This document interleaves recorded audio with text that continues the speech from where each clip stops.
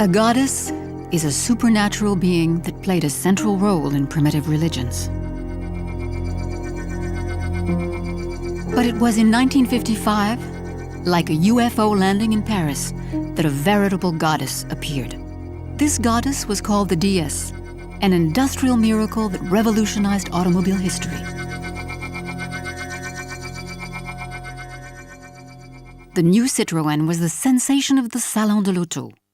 Le clou du salon est sans contredit la DS19 Citroën qui a toutes les faveurs de la curiosité. Ligne hardie et visibilité panoramique, vaste malle arrière, plus de pédales d'embrayage, suspension inédite, un ensemble de solutions originales. A bombshell explodes. The most highly mediatized event since the armistice and the death of Stalin. The press was unanimous.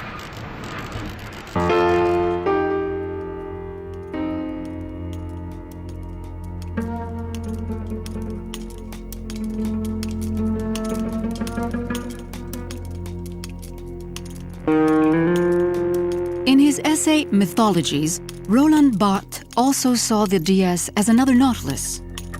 The new Citroën had taken automobile engineering far ahead of its time, the alchemy of speed turning into a zest for driving.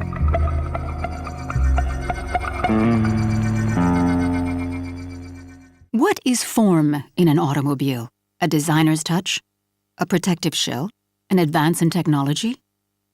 Between engineering and architectural feat, the automobile occupies a unique position in the pantheon of production. It has undergone every aesthetic consideration, fulfilled every fantasy, satisfied every impulse, met all needs, all transportation demands. It is the object of the 20th century.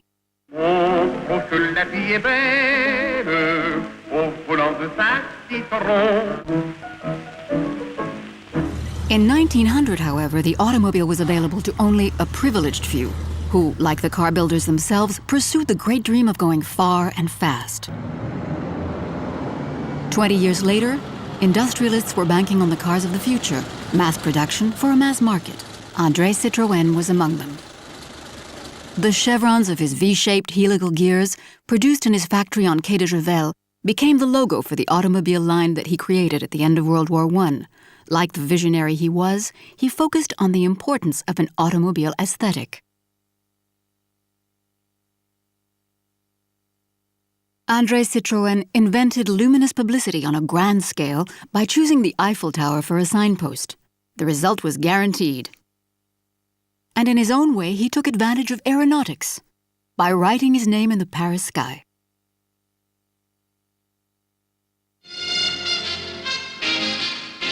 The great Citroën touring rallies were essential for making the manufacturer's name famous the world over. As early as the 20s, the half-track safaris were crossing Africa and China. The builder's great dream remains an historic adventure. When Josephine Baker fell in love, she sang about it. Plaisir d'amour, Dieu appelle, on oublie la Citroën, Dieu toute la vie. André Citroën died too soon, a ruined man, but nonetheless a hero. He had the intelligence of all great captains of industry who made a point of surrounding themselves with exceptional people, one of whom was our designer, Flaminio Bertoni. Like Ettore Bugatti, Flaminio Bertoni adopted France and had two great loves, art and the automobile. Flaminio was 15 years old when he began as apprentice for a car body repair shop in Varese. At the same time, he enrolled at the School of Fine Arts, where he designed a model of the first futuristic vehicle. His outstanding talent as an inventive technician soon caught the eye of Citroën's research department. He joined the Citroën team at Quai de Javel in 1932. The avant-garde traction Avant model featuring front-wheel drive was only in the development stages. Technically speaking, the idea was a great step forward, but it had not yet taken form. Mr. Citroën refused all of the projects until 30-year-old Flaminio Bertoni tried his hand at it. He became the firm's top engineering designer by sculpting the bodywork for the Queen of the Road. He took the design process off the flat page to create the first three-dimensional scale model ever made. The traction Avant would continue to be manufactured for 23 years. In 1934, Bertoni began to worry about his future because the company was having severe financial difficulties. It was finally taken over by Michelin. Citroën's designer was approached by other outside companies and worked on several projects for both commercial and luxury vehicles. For the Automobile Engineering Society, he contributed to a project for a two-passenger vehicle that would serve as the basis for its Matisse 333. This amazing little car was much too daring for the French automotive scene at that time. In 1936, Citroën also started work on a small car, which was defined as an umbrella on 4 wheels for 4 passengers and 50 kilos of potatoes. Although he did not stay with the project, Bertoni worked on the prototype and did manage to accomplish the first restyling feat in automobile history. Une véritable révolution a été provoquée dans le domaine du véhicule économique par Citroën, qui présente un modèle de conception pour le moins original. Peut-être verrons-nous demain ces véhicules circuler sur nos routes. In 1948, when the Deux Chevaux was finally unveiled, Bertoni had spent 10 years working on Citroën's new great project D. Specifications were simple. A smooth-running sedan along the lines of the traction Avant, which would serve as a basic model for the future DS.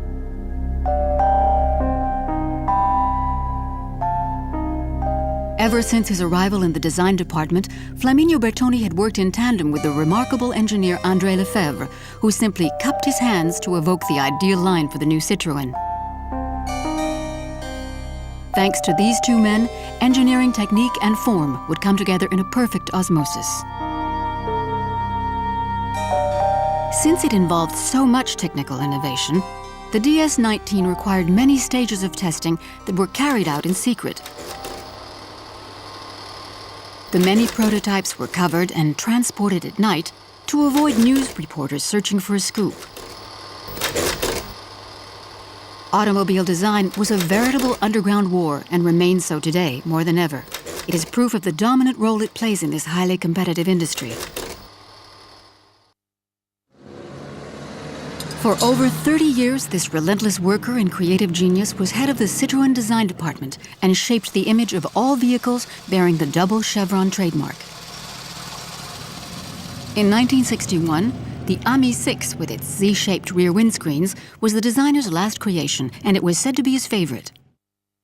Flaminio Bertoni died in 1964 while he was still working on the design of a sport coupe, a model that was missing from the Citroën line. 6 years later, his design inspired the beautiful SM. Bertoni's multiple talents as sculptor, painter, architect, and designer were given official recognition when he was named Chevalier des Arts et des Lettres by André Malraux. His works were exhibited in Varese, his birthplace.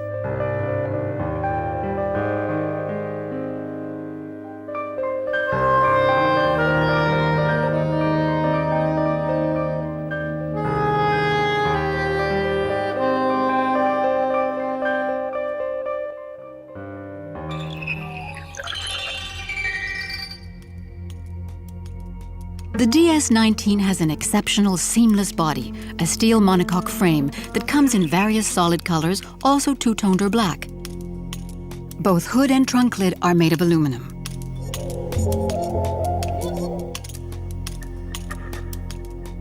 The reduced track width at the rear, the plunging hood devoid of a radiator grille, and the concealed rear wheels accentuate its aerodynamic body design and lead the eye to the front-wheel drive. The flat floorboard cuts down air turbulence, which explains why it holds the road so well. The soap bubble effect of the spacious cabin interior gave it the biggest visual field ever produced.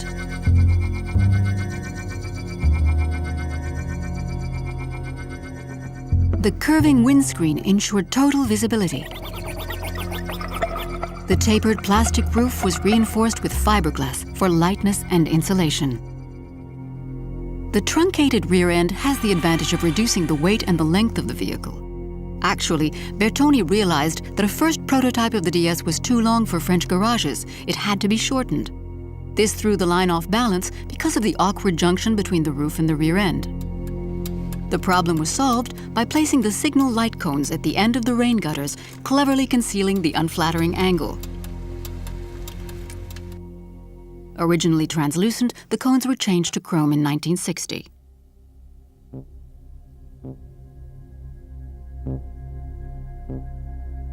There is general confusion about the form of an object as opposed to its appearance. Olivia is blind from birth. She recalls the family DS of her childhood, and she remembers it as an eiderdown quilt that sighed. She explores its forms and volumes, incessantly flowing. She feels a softness, a smoothness, very similar to a big fish.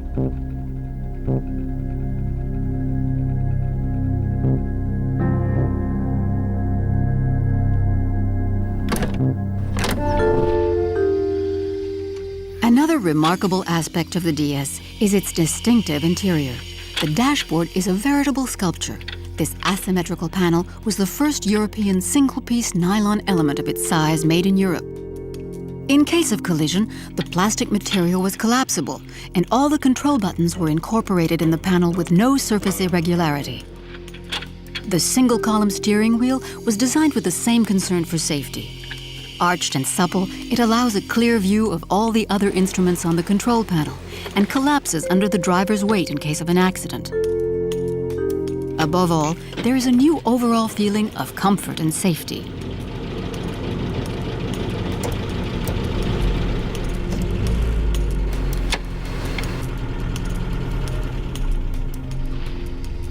The door handle is a work of art, a totally new design that is perfectly ergonomic. The seats are so exceptionally comfortable that one sinks into them and can even lie down, offering the roomiest passenger space ever produced.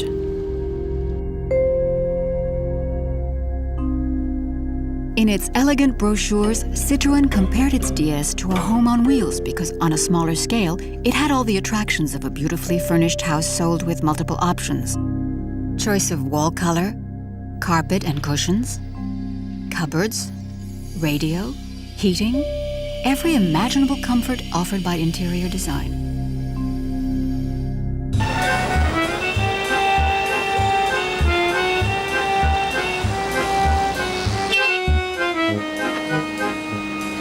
At the beginning of the 1950s, there was a marked difference between European cars, but this became less so over the next 10 years as cars were mass-produced. Imitating the big American cars with their overstated chrome hubcaps and their bulky bodies, many brands of European cars went rapidly out of style.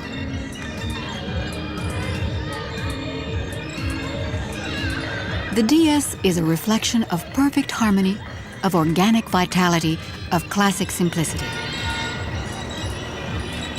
Despite its completely original lines, its concept was more American than its contemporaries, with its focus on maximum comfort and smoothness for driving pleasure.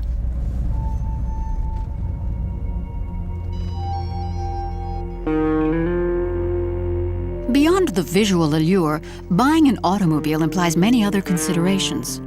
But a brand is also, and above all, synonymous with a concept, the shapes and lines that stand out, the design, everything contributing to an image.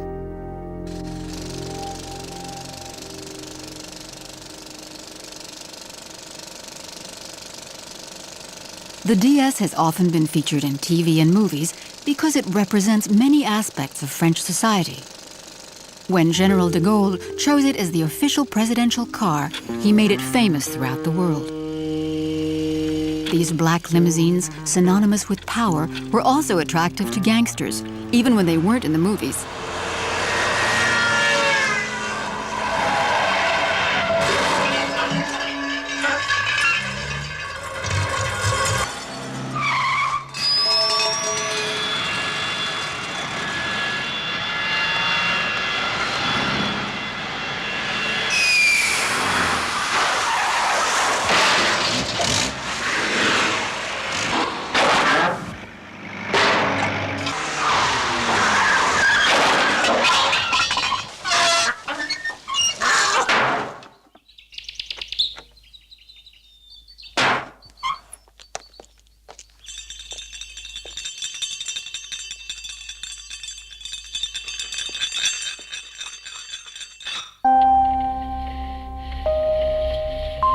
Within the first few months on the market, the incredible success of the DS made it impossible to meet customer demand because such a quantity of technical innovations implied production complications.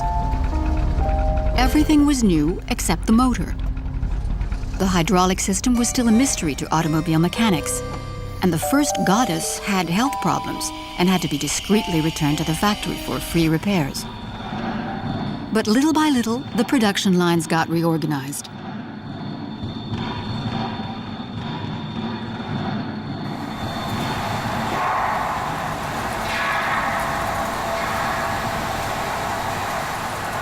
Citroën moved rapidly to satisfy its customers, and the following year launched a simplified version with a manual gear shift, the ID.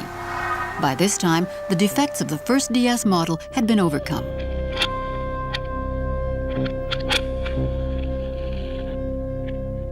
The DS, in addition to being aesthetically exceptional, was also technologically groundbreaking by the standards of its day, with its hydraulic suspension system, superior road handling, braking system, and steering.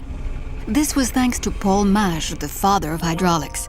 His technology for the DS was more than 12 years in advance of other car makers. Aux êtres vivants, on a emprunté le mécanisme circulatoire. Pulsation du cœur, pression constante dans les artères. Ce cœur mécanique est relié au bloc de suspension de chaque roue qui comprend une sphère mi-gaz, mi-huile, un piston solidaire de la roue, un bras de levier actionnant le clapet du correcteur de hauteur, véritable verrou qui commande les relations entre circuit central et sphère.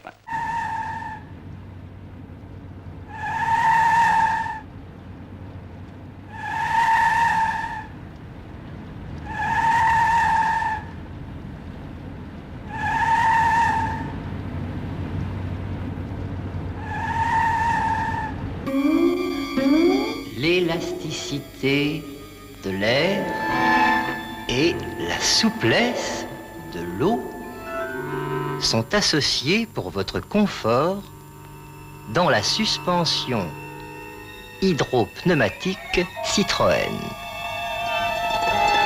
Chaque roue est reliée à la caisse par un piston.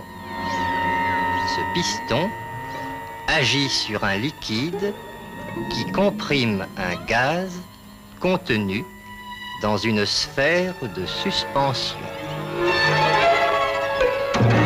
Le jeu contraire de ces éléments maintient la carrosserie toujours horizontale.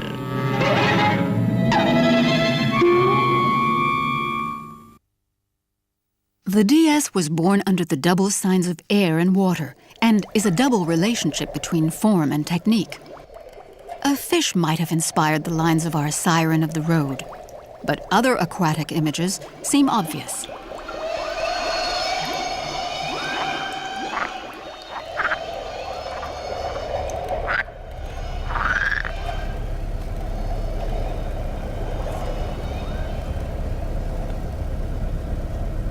Travelers in the 1950s were eager for new possibilities of escape. Immediately captivated by the unprecedented space offered by the DS, they were also fascinated by its fluid, futuristic lines, evoking images of flying saucers of the ongoing science fiction craze. The famous sleek, aerodynamic look was now replaced by the lenticular shape of the DS, rounder, less aggressive.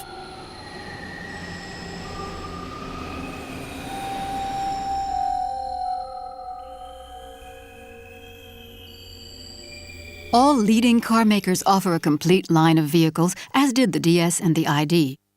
The remarkable station wagon was introduced in 1958 and will always be remembered as the ambulance of an entire era.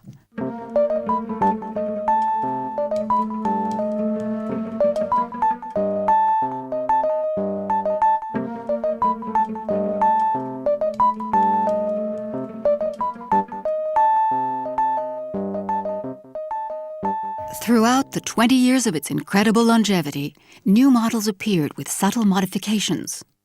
The convertible, designed in 1954 by Bertoni, was produced by Henri Chaperon as of 1960.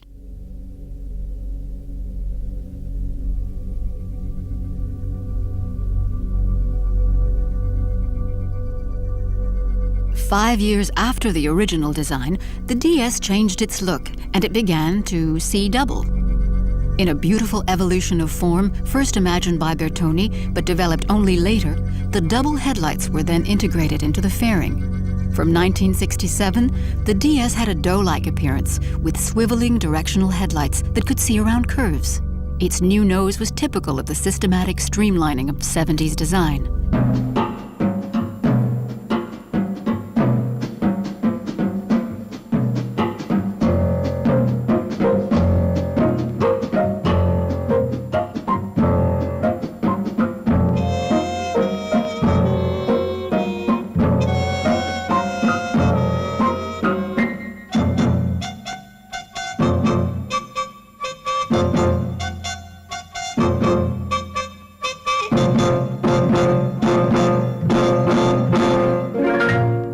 Another French invention, a fashion show combining dress design with automobile design.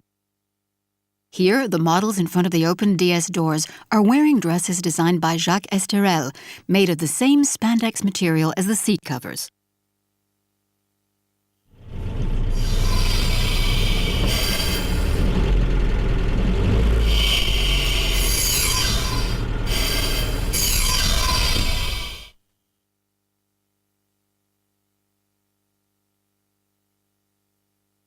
The Milan Triennale was one of the first contemporary art fairs to display design on an equal footing with art. In 1957, it awarded the Industrial Arts Prize to the DS, which was exhibited and admired as modern sculpture. In 1999, the DS was named the best worldwide design object of the 20th century. A fitting reward for this revolutionary car that made avant-garde technology available to the masses.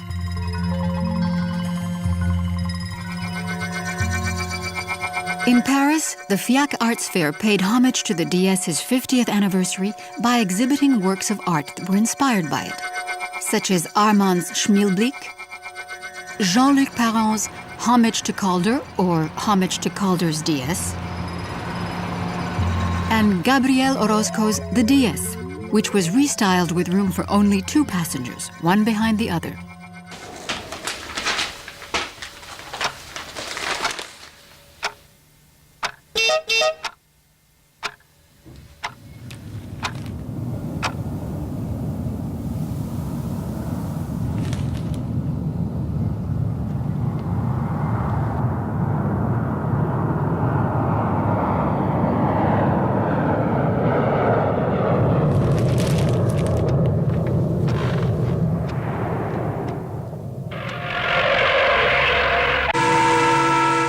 The DS made possible Citroën's first official participation in international sports competitions, fertile ground for experimentation. In these events, it forged an impressive record of achievements in a stunning demonstration of its superior road handling.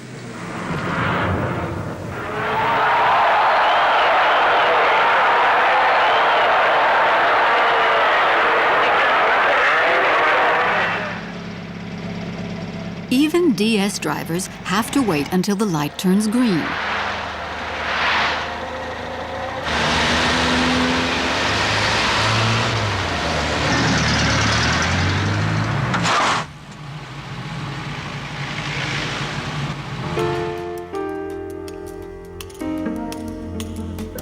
A stream of DS's overflowing along the streets of Paris like a tidal wave.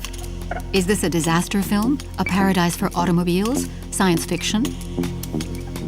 Whatever it is, the DS always draws the same big crowds and the same perpetual admirers of this extraordinary car, celebrating here its 50th birthday. These navigators aboard their beautiful Nautiluses will never cease to amaze us.